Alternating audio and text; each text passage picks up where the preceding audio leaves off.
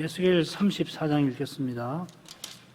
에스겔 34장 1절부터 31절까지입니다. 여호와의 말씀이 내게 임하여 가라사대 인자야 너는 이스라엘 목자들을 쳐서 예언하라. 그들 곧 목자들에게 예언하여 이르기를 주 여호와의 말씀에 자기만 먹이는 이스라엘 목자들은 화 있을진저 목자들이 양의 무리를 먹이는 것이 마땅치 아니하냐. 너희가 살진 양을 잡아 그 기름을 먹으며 그 털을 입되 양의 무리는 먹이지 아니하는도다. 너희가 그 연약한 자를 강하게 아니하며 병든 자를 고치지 아니하며 상한 자를 싸매어 주지 아니하며 쫓긴 자를 돌아오게 아니하며 잃어버린 자를 찾지 아니하고 다만 강포로 그것들을 다스렸도다. 목자가 없으므로 그것들이 흩어지며 흩어져서 모든 들짐승의 밥이 되었도다. 내 양의 무리가 모든 산과 높은 맷뿌리에마다 유리되었고 내 양의 무리가 온 지면에 흩어졌으되 찾고 찾는 이가 자가 없었도다. 그러므로 목자들아 여호와의 말씀을 들을지어다.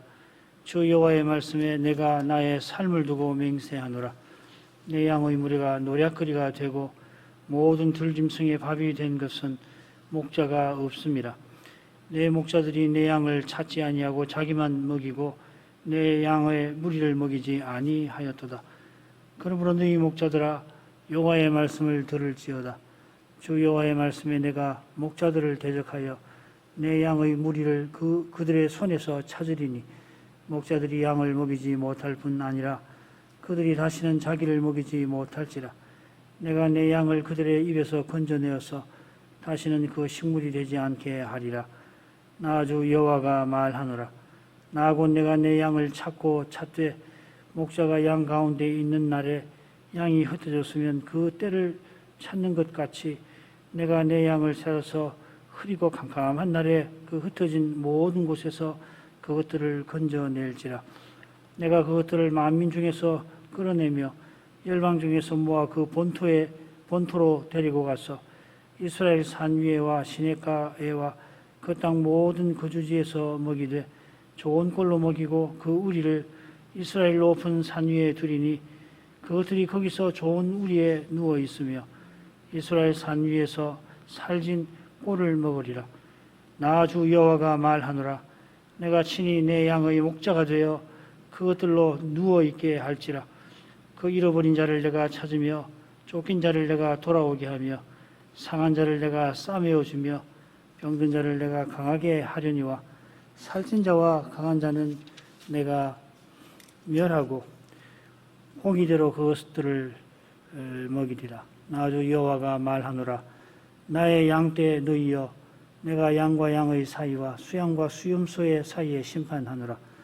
너희가 좋은 꼴 먹은 것을 작은 일로 여기느냐. 어찌하여 남은 꼴을 발로 밟았느냐. 너희가 맑은 물을 마신 것을 작은 일로 여기느냐. 어찌하여 남은 물을 발로 더럽혔느냐. 나의 양은 나 너희 발로 밟은 것을 먹으며 너희 발로 더럽힌 것을 마시는도다 하셨느니라. 그러므로 주 여호와께서 그들에게 대하여 말씀하시기를 나 곧 내가 살진 양과 화려한 양 사이에 심판하리라. 너희가 옆구리와 어깨로 밀들이고 모든 병든 자를 불로 받아 무리로 밖으로 흩어지게 하는도다. 그러므로 내가 내 양떼를 구원하여 그들로 다시는 노략거리가 되지 않게 하고 양과 양 사이에 심판하리라. 내가 한 목자를 그들의 위에 세워 먹이게 하리니 그는 내 종 다윗이라. 그가 그들을 먹이고 그들의 목자가 될지라. 나 여호와가 그들의 하나님이 되고 내 종 다윗은 그들 중에 왕이 되리라. 나 여호와의 말이니라. 내가 또 그들과 화평의 언약을 세우고 악한 짐승을 그 땅에서 그치게 하리니 그들이 빈들에 평안히 거하며 숯불 가운데에서 잘지라. 내가 그들에게 복을 내리며 내 산 사면 모든 곳도 복되게 하여 때를 따라 비를 내리되 복된 장마비를 내리리라. 그리한즉 밭에 나무가 열매를 맺으며 땅이 그 소산을 내리니 그들이 그 땅에서 평안할지라. 내가 그들의 멍에목을 꺾고 그들로 종을 삼은 자의 목에 손에서 그들을 건져낸 후에 그들이 나를 여호와인 줄 알겠고 그들이 다시는 이방의 노략거리가 되지 아니하며 땅의 짐승에 삼킨 바 되지 아니하고 평안히 거하리니 놀랄 사람이 없으리라. 내가 그들을 위하여 유명한 종식할 땅을 일으키리니 그들이 다시는 그 땅에서 기근으로 멸망하지 아니할지며 다시는 열국의 수치를 받지 아니할지라.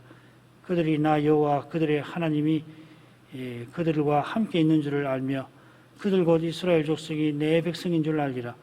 나 주 여호와의 말이라.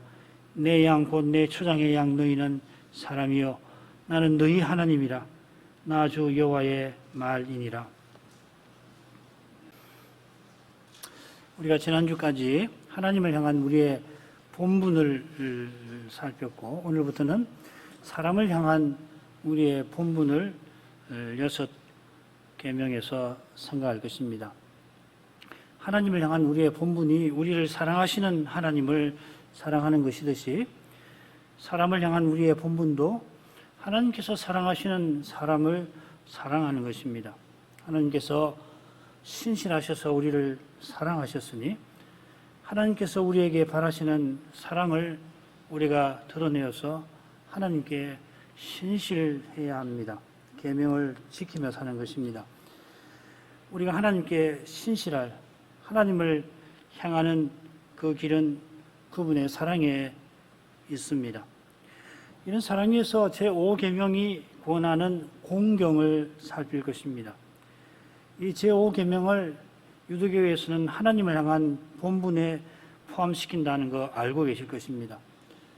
조금 후에 유대교가 이렇게 분류하는 근거를 생각할 것입니다. 우리 주님께서 사람을 두려워하지 말고 몸도 영혼도 지옥에 능히 멸하시는 하나님을 두려워하라 하시면서 하나님이 우리 아버지로서 우리의 머리카락을 다 세신 바 되었다 덧붙이십니다. 참새 한 마리도 보살피시는 그 하나님께서 자기 백성, 자기 자녀들을 얼마나 돌아보실 것인지를 깨닫고서 하나님을 참으로 공경하라 하신 것입니다. 이처럼 지상의 부모가 아무리 약한 자라도 자식에게 좋은 것을 주려 하는 그 독특한 사랑을 기억하고서 부모를 마음으로 공경하라 하시는 것입니다. 부모에게서 받은 사랑, 부모로서 베푸는 사랑이 모두 하늘아버지의 선물이듯이 부모를 공경하라 하신 하나님을 우리가 늘 공경할 것입니다. 이런 심정으로 우리의 믿음을 하나님께 고백하겠습니다. 63문 제5계명이 무엇입니까? 제5계명은 내 부모를 공경하라. 그리하면 너희 하나님 나 여호와가 내게 준 땅에서 내 생명이 길리라 하신 것입니다. 63문 제5계명이 명하는 것은 무엇입니까? 제5계명이 명하는 것은 윗사람과 아랫사람 그리고 동료와 같은 각각의 여러 지위와 인륜 관계에서 각 사람의 명예를 존중하고 각 사람에 대한 의무를 수행하라는 것입니다. 65문 제5계명이 금하는 것은 무엇입니까? 제5계명이 금하는 것은 각각의 여러 지위와 인륜 관계에서 각 사람의 명예를 존중하지 않고 각 사람에 대한 의무 수행하기를 소홀히 하거나 거스르는 것입니다. 66문 제5계명을 지킬 이유로 이어서 말씀하신 것은 무엇입니까? 제5계명을 지킬 이유로 이어서 말씀하신 것은 이 계명을 지키는 모든 사람이 장수하고 번영하리라는 약속입니다. 다만 하나님께 영광이 되고 그들에게 선이 되는 한 그렇습니다. 제가 4가지 주제로 제5계명을 교훈들을 생각을 하도록 하죠. 첫째, 하나님께서 부모들로 자식에게 하나님 말씀을 가르치게 하셨습니다. 둘째로 제5계명이 명하는 것은 각 사람의 명예를 존중하며 의무를 그에게 수행하는 것입니다. 셋째로 제5계명이 금하는 것은 각 사람에게 마땅한 의무를 제대로 행하지 아니하는 것입니다. 넷째로 이 계명을 지키는 사람에게 하나님의 복이 약속되어 있습니다. 첫 번째 주제입니다. 하나님께서 내 부모를 공경하라 하셨는데 성경은 똑같은 표현을 써서 여호와를 모시라 합니다. 잠언 3장 9절 내 재물과 내 소산물의 처음 익은 열매로 여호와를 공경하라. 이 공경이라는 말은 이 무겁게 중하게 여긴다 하는 뜻입니다. 영광이라는 말도 여기서 나왔고요. 여호와를 얼마나 중하게 여겨야 하는가 하면 내 모든 소산물의 처음 익은 열매를 드려야 한다 하였습니다. 처음 익은 열매를 드리되 자기의 모든 소산물에서 처음 익은 것을 드리라 했는데 결국 자기 전부를 드리는 것입니다. 자신이 하나님의 것임을 인정해서 하나님 뜻에 자기 전부를 써주시기를 바라며 드리는 겁니다. 이것이 헌상의 정신이고 또 마땅한 심정과 태도입니다. 헌상의 마땅한 심정 태도일 것입니다. 그처럼 바른 헌상은 오직 그리스도 안에서 드리는 겁니다. 하나님이 그리스도를 통하여 우리를 값주고 사셨습니다. 우리가 오직 그리스도를 통하여 하나님께 나아가듯이 이 그리스도를 통하여 하나님의 뜻에 쓰임을 받습니다. 하나님을 공경하는 길은 그리스도를 믿는 이 믿음에 있습니다. 이 공경하라고 하는 명령과 관련해서 한 가지 흥미로운 점이 베드로 사도의 글에 나옵니다. 베드로전서 2장 17절 무사람을 공경하며 형제를 사랑하며 하나님을 두려워하며 왕을 공경하라. 이 공경하라는 말 똑같은 말을 무사람에게도 쓰고 왕에게 썼는데 지금 사도가 그리스도를 본받아 선한 삶을 살아가는 것에 대해서 교훈하면서 이 말씀을 하고 있습니다. 신자가 여러 소명들을 통해서 그리스도를 본받으라 선을 행하라 합니다. 그게 이제 베드로전서 2장 11절부터 3장 12절까지인데 11절 12절이 머릿말 나그네로서 이방인 중에서 선한 삶을 살라 하고서 이어서 자유인 종 그 다음에 아내 남편 이 소명들을 통해서 어떻게 그리스도를 본받아 선을 행할 것인가를 이야기하고 맺은 말로서 이 복을 유업으로 받을 신자로서 선한 삶을 살아라 합니다. 흥미로운 것은 종에 관한 종의 소명을 이야기하면서 이탈락 중앙에 이 그리스도의 고난에 대해서 아주 핵심적으로 지적을 하고 있습니다. 흥미로운 이 본문이에요. 바울 사도가 고린도전서 7장에서 신자가 소명을 행하여 재림을 바라보며 살라고 권하는데 베드로 사도도 신자가 본향을 향하는 나그네다웠게 여기서 소명을 이루라고 하는 것입니다. 베드로 사도는 네 가지 소명, 즉 짝을 이루는 두 관계를 들고 있습니다. 자유인과 종, 아내와 남편. 당시 로마 사회의 인간관계를 이 둘로 딱 요약해서 제시하는 거죠. 자유인이나 남편보다 소명을 이루기 힘든 종과 아내의 소명에 관심을 기울여서 설명하는 겁니다. 그래서 단락 중앙에 있고 그 내용이 또 길지요. 남편 이야기는 뭐 짤막하고 아내 이야기가 길고 역시 종에 관한 이야기가 길고 주인에 관한 자유인에 관한 이야기는 그보다는 짧습니다.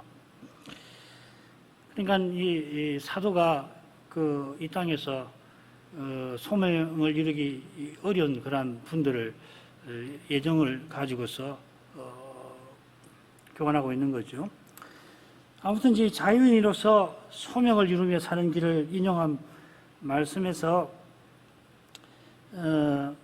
이 공경에 대해서 이야기하는데 이 형제를 사랑하고 하나님을 경외하는 태도로 중앙에 두 가지가 나오죠. 형제를 사랑하고 하나님을 경외하라.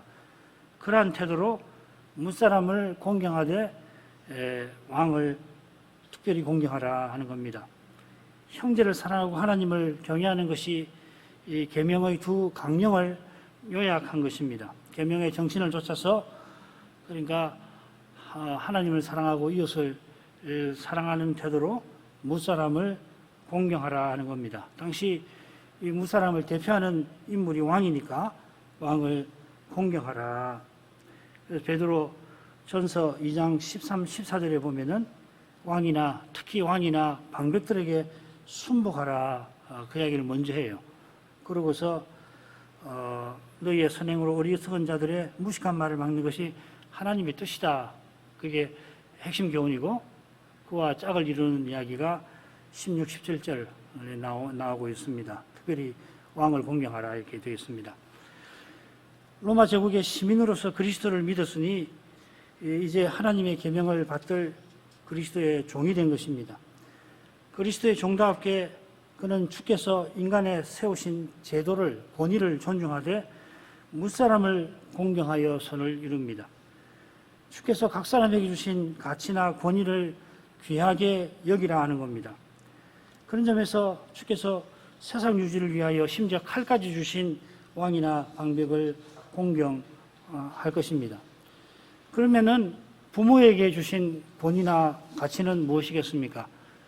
잠언 3장 1, 2절 내 아들아 나의 법을 잊어버리지 말고 내 마음으로 나의 명령을 지키라. 그리하면 그것이 너로 장수하여 많은 해를 누리게 하며 평강을 더하게 하리라. 우선 이 말씀이 제5계명과 아주 비슷하지요.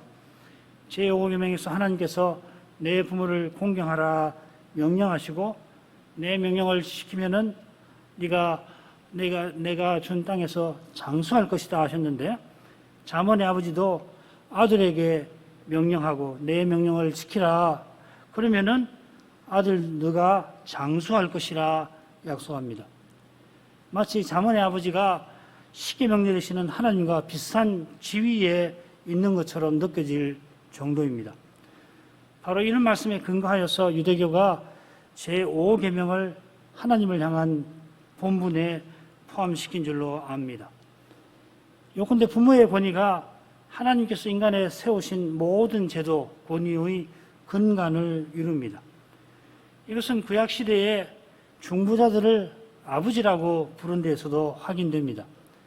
다윗이 굴에서 사울의 겉옷자락을 베었던 거 기억나시죠? 그때 나의 아버지여 하며 나는 왕에게 범죄한 일이 없나이다 합니다. 엘리사가 승천하는 선지자 엘리야를 향하여 내 아버지라고 부릅니다. 그처럼 엘리 제사장이 사무엘을 향하여 내 아들아 합니다. 이것은 백성의 하나님을 우리 아버지하고 부르는 것과 붙어 있습니다. 마찬가지로 부모의 권위의 이 특별함은 무엇보다 자식에게 하나님 말씀을 가르치는 데 있다 할 것입니다.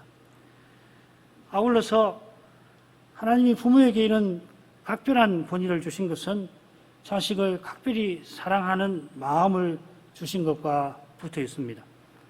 목사가 하나님 백성에게 말씀을 전하고 가르치는 직분입니다마는 부모만큼 특히 어린 자녀에게 말씀을 가르칠 사람은 없는 것입니다. 부모는 심지어 태어나지 아니한 태아에게도 말씀을 들려줄 수 있습니다. 강단에서 전파된 말씀을 아이가 알아듣게 풀어줄 수 있습니다.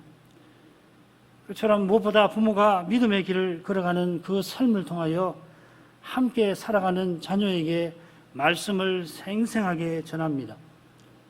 그처럼 자식이 방황하거나 그릇된 길로 행할 때에 부모만큼 자식을 위하여 기도하는 사람은 세상에 없을 겁니다. 간절히 기도하는 그 심정과 태도로 자녀를 대할 때에 부모의 말과 행동을 주님은 틀림없이 귀하게 써주실 것입니다. 두 번째 주제로 가겠습니다. 방금 생각한 대로 공경하라고 하는 명령은 결국 윗사람과 아랫사람 또한 동료, 무사람이니까 동료를 향한 본분이기도 합니다. 대의문답의 십계명 해설에서 가장 많은 문답이 바로 제5계명에 나오는데 그 이유가 바로 이 점과 붙어 있습니다. 질문만 읽어볼게요. 127문 대의문답 아랫사람이 윗사람에게 드려야 할 공격은 무엇입니까? 128문 아랫사람이 윗사람에게 대하여 짓는 죄는 무엇입니까? 윗사람이 아랫사람에게 대하여 행해야 할 의무는 무엇입니까? 윗사람의 죄는 무엇입니까? 동료 사이의 의무는 무엇입니까? 동년배 사이의 동료 사이의 죄는 무엇입니까? 이렇게 6문이나 할애가 되어 있습니다. 우리가 대여리 문답에서 이 각 문답을 살폈으니까 소유리 문답에 나오는 증거구조를 통하여서 주님의 교훈을 받는 것이 좋을 것 같습니다. 윗사람과 아랫사람에 대한 구절이 증거 구절이 모두 넷인데 베드로전서 2장 17절은 조금 전에 살폈고요. 로마서 13장 말씀은 베드로전서의 말씀과 같은 교훈을 담고 있습니다. 다른 둘은 에베소서 5장 22절 이하에서 나온 것인데 21절부터 22절, 24절 읽겠습니다. 그리스도를 경외함으로 피차 복종하라. 아내들이여 자기 남편에게 복종하기를 죽게 하듯 하라. 그러나 교회가 그리스도에게 하듯 아내들도 범사에 그 남편에게 복종할지니라. 잘 아시는데도 바울 사도는 신자가 세상에서 어떻게 살아가는 것인가 큰 원칙을 이 에베소서 5장 1절부터 21절에 천명한 다음에 그 원칙이 크게 두 가지인데 그 원칙을 이어지는 본문에서 세 관계에 적용합니다. 세 관계는 아내와 남편, 그리고 자식과 부모, 그리고 종과 주인의 관계입니다. 아내, 자식, 종은 아랫사람일 거고 남편, 부모, 주인은 윗사람입니다. 자, 그런데 남편도 부모님이 계시면 아랫사람이 되는 거고 종도 자식이 있으면 윗사람이고 자식을 둔 아내는 당연히 아내는 윗사람입니다. 요컨대 관계는 상대적입니다. 더 정확하게 사도가 말하는 이 관계는 그리스도를 모신 소명입니다. 그래서 보시면은 아내들이여 남편에게 복종하기를 죽게 하듯 하라. 남편들아 아내 사랑하기를 그리스도께서 교회를 사랑하심 같이 하라. 위하여 자기를 주심과 같이 하라. 자녀들아 내 부모를 주 안에서 순종하라. 아비들아 주의 교양과 훈계로 자녀를 양육하라. 종들아 그리스도께 하듯 육신의 상전에게 순종하라. 상전들아 저희와 너희의 상전 그리스도가 하늘에 계시니라. 그리스도를 모시지 않은 관계는 소명이 되지를 못합니다. 소명으로 받았는데 그리스도를 모시지 않으면 소명을 행하는 것이 못됩니다. 하나님께서 부르신 것을 무시하고 사람만의 세상을 만드는 것이라 소명이 아닌 겁니다. 주님께서는 소명들을 통하여 주님의 세계를 세워나가십니다. 소명들은 우리를 위하여 목숨 버리시기까지 섬기신 그 그리스도를 드러내는 방편들입니다. 그리스도는 누구보다 우리에게 섬김 받으실 분인데 먼저 우리를 섬기셨습니다. 주님께서 소명을 통하여 섬김 받을 자가 오히려 섬기도록 하시고 섬길 자가 섬김 받아서 기꺼이 섬기게 하시는 것입니다. 이 완전히 이 세상 질서를 타락 이후에 특별히 형성된 질서를 완전히 뒤집어 버리시는 거죠. 이 세상의 사고방식을 버리지 않으면 이 주님 말씀을 이해할 수가 없고 이해도 못하고 교회 생활할 수가 없는 것이지요. 세상적인 생각을 가져와서 갖다 대면은 반드시 문제가 생기는 것이거든요. 바로 이것이 새 관계를 설명하기 직전에 21절에 그리스도를 경외함으로 피차 복종하라 하는 원칙에 담겨 있습니다. 그리스도를 경외한다는 것은 그리스도를 주님으로 높이는 것이지요. 그리스도께서 부활로 모든 이름 위에 높아지셨으니 당연히 그리고 마땅히 그렇게 높여야 합니다. 그리스도를 높이는 길이 뭐냐? 피차 복종하는 것이다 하는 겁니다.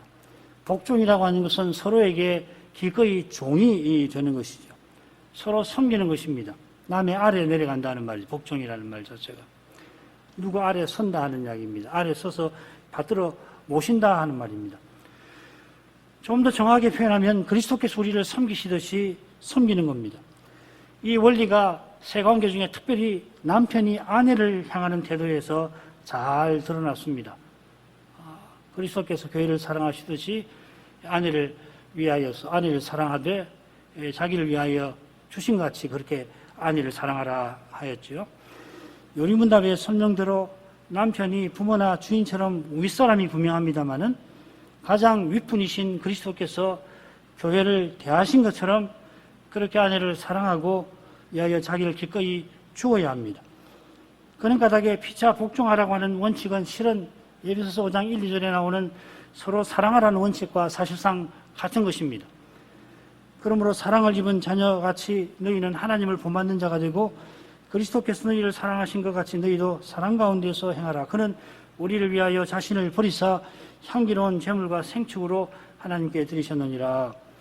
2절 후반절에 그리스도께서 교회를 사랑하셔서 자기 생명을 기꺼이 주신 사실이 언급되어 있습니다. 그리스도께서 우리를 사랑하신 것이 그같이 우리도 서로 사랑해야 할 것입니다. 그리스도처럼 서로 사랑하는 만큼 그리스도처럼 사랑하는 사람만큼 각 사람의 명예를 존중하고 각 사람에 대한 의무를 시행하는 사람은 없을 것이죠. 그리스도는 심지어 원수인 우리를 사랑하셨습니다. 그래서 우리들아 우리 원수를 사랑하라 하셨습니다.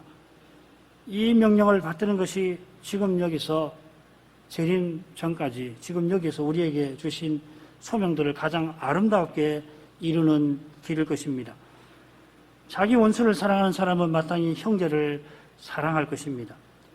이것이 그리스도께서 우리를 대하시듯 우리가 서로 대하고 우리가 그리스도를 대하듯이 서로 대하는 것입니다. 이것이 또한 동료를 대하는 본분일 거고 이처럼 공경할 수 있는 길은 없을 것입니다. 세 번째 주제로 갑니다. 제5계명이 금하는 것도 명하는 것과 같은 방식으로 간단히 살펴보겠습니다. 에스겔 34장입니다. 2절부터 4절. 인자야 너는 이스라엘 목자들을 쳐서 예언하라.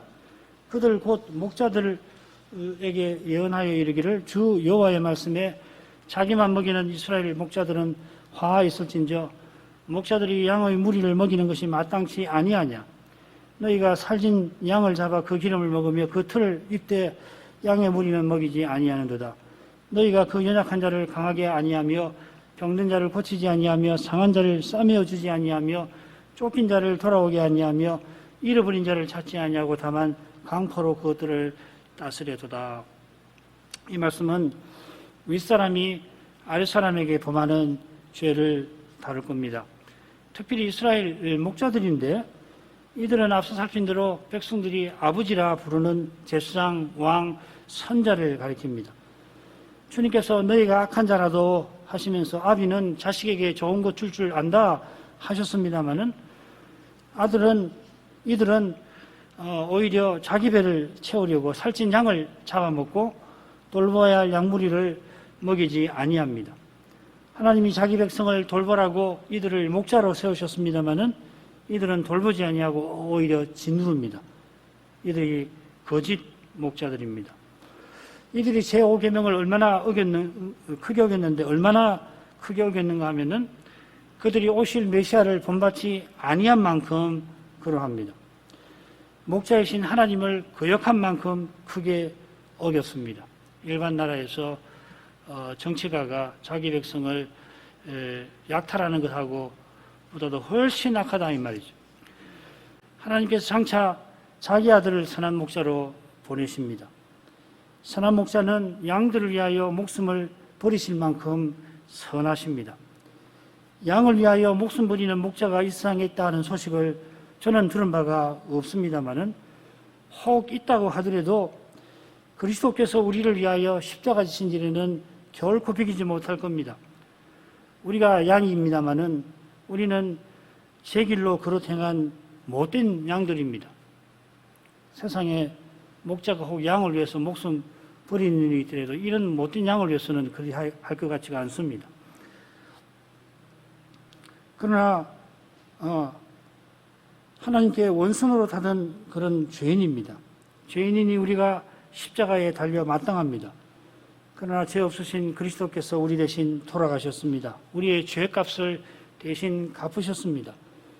더욱이 우리를 하나님의 자녀들이 되게 하셨습니다. 하나님께서 자기 아들을 주셔서 우리를 자기의 아들들로 삼으셨습니다.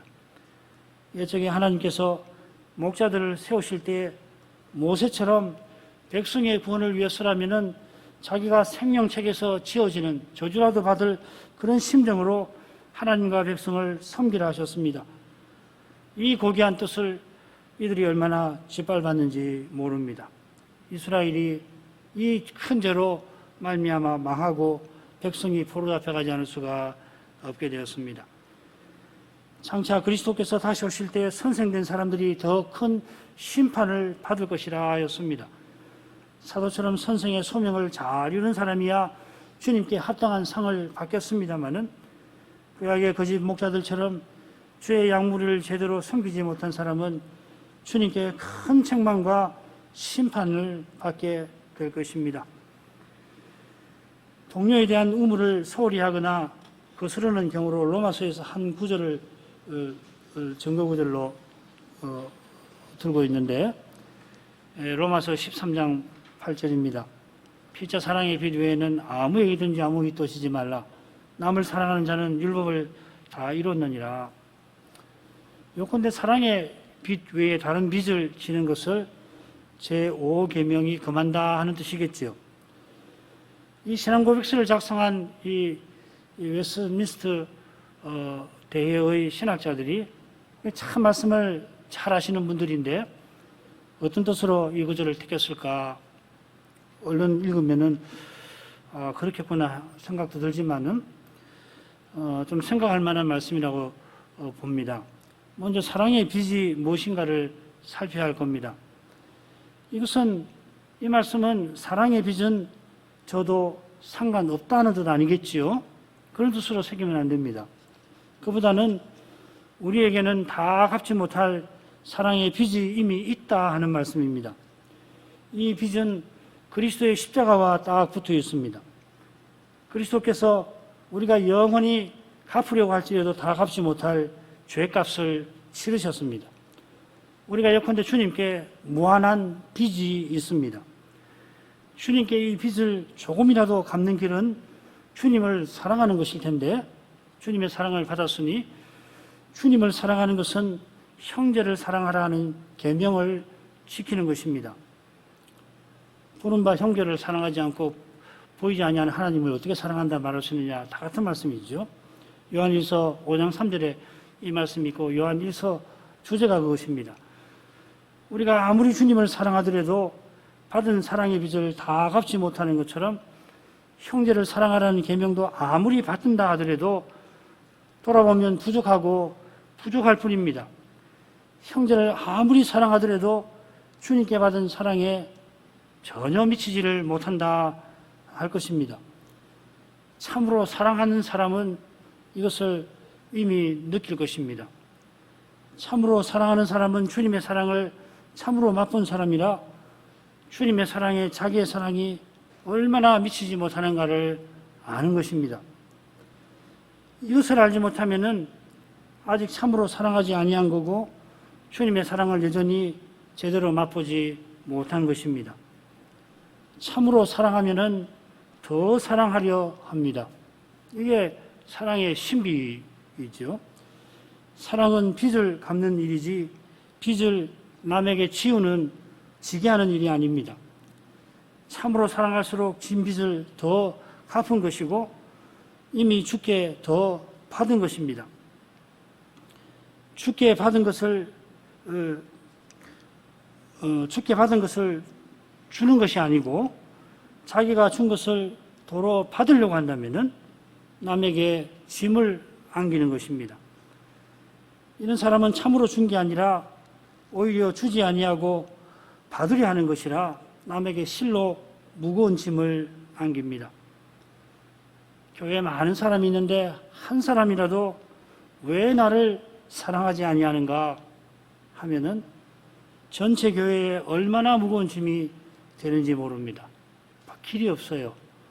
이런 태도를 취하는 분은 어떻게든지 옆에 교인들이 사랑을 하고 아이고 참 어떻게 하면 저런 생각을 할까 하고 사랑을 베풀어도 채워지지 않아요.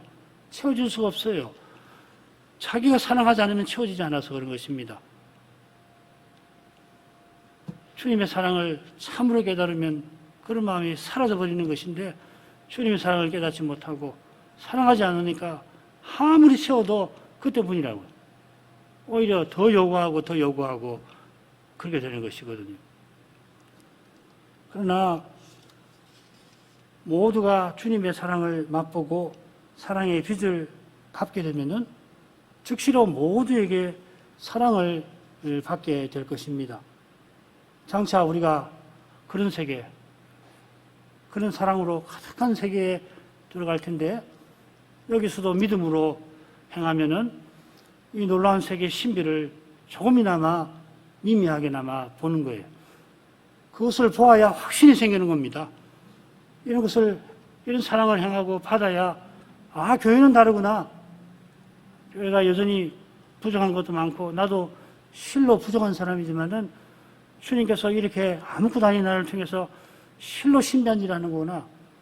이 교회는 틀림없이 영원할 거다. 그런 확신이 드는 것이거든요. 이 세상에 볼 수 없는 것이 그런 것이거든요. 이 세상에서 볼 수 있는 그런 것을 조금 더 낸다고 하더라도 교회는 거룩한 것은 못 됩니다. 좀 더 상식적인 사회, 좀 더 도덕적인 사회는 되겠지요. 비슷한 무리가 있으면은 잘 몰라요. 늘 같이 지내고 여러모로 인간관계 밀접한 사람들끼리 모였으면은 잘 모른다고요. 정말 믿음으로 행해서 이 장차 들어갈 세계의 모습을 조금이라도 드러내는 것이 중요한 것입니다. 이게 없으면은, 만일에 없다면은 실로 심각한 것이거든요. 마지막으로 제5계명 지킬 이유를 간단히 보십시다. 출애굽기 20장 12절. 그리하면 너희 하나님 나 여호와가 내게 준 땅에서 내 생명의 길리라. 나 여호와가 내게 준 땅은 가나안입니다. 거기서 내 생명의 길리라 한 것은 가나안 땅에서 오래오래 사는 건데, 하나님이 약속하신 복으로서 오래 사는 것이죠. 어떻게 오래 사는가 하면은 언약의 자손이 천대까지 하나님의 인자하심 가운데 사는 것입니다. 하나님의 영원한 언약 가운데 사는 것입니다. 언약의 영원함이 그리스도의 부활로 말미암아 이미 드러나서 사도는 제5계명의 복을 조금 고쳐 표현합니다. 에베소서 6장 2절 3절. 내 아버지와 어머니를 공경하라. 이것이 약속이 있는 첫 계명이니 이는 네가 잘되고 땅에서 장수하리라. 3절이 2절에서 말하는 그 약속의 내용이 됩니다. 약속이 있는 첫 계명이라 했는데 큰 계명이라 하는 뜻입니다. 우리가 생각한 대로 이 계명이 하나님을 향하는 본분과 사람을 향하는 본분을 이어주는 것이라 중요하고, 그래서 하나님께서 약속을 덧붙이실 만큼 중요한 계명입니다. 하나님 약속은 하나님께 영광이 되고 그들에게 선이 되는 것입니다. 이 표현은 베들레헴 들녘에서 천사들이 드린 그 찬송을 생각나게 하는 표현입니다. 세상에서 단 하루를 살더라도 하나님께 영광이 되고 우리 구원에 이르는 것이 되어야 복된 삶일 것입니다. 제5계명의 약속은 얼마를 살더라도, 몇 년을 살더라도 평생을 이런 삶으로 살게 하신다 하는 것입니다. 이만큼 하죠. 자비하신 아버지, 자기 아들을 십자가에서 내어주셔서 죄인인 저희를 하나님의 자녀들로 삼아주셨습니다. 아버지, 이런 사랑을 맛보는 신자는 부모를 공경하라 하신 하나님의 명령을 기쁘게 받을 것입니다. 그처럼 부모로서 자녀를, 남편으로서 아내를, 윗사람으로서 아랫사람을 어떻게 대하는가 그리스도 안에서 깨닫고 그리스도를 드러내게 될 것입니다.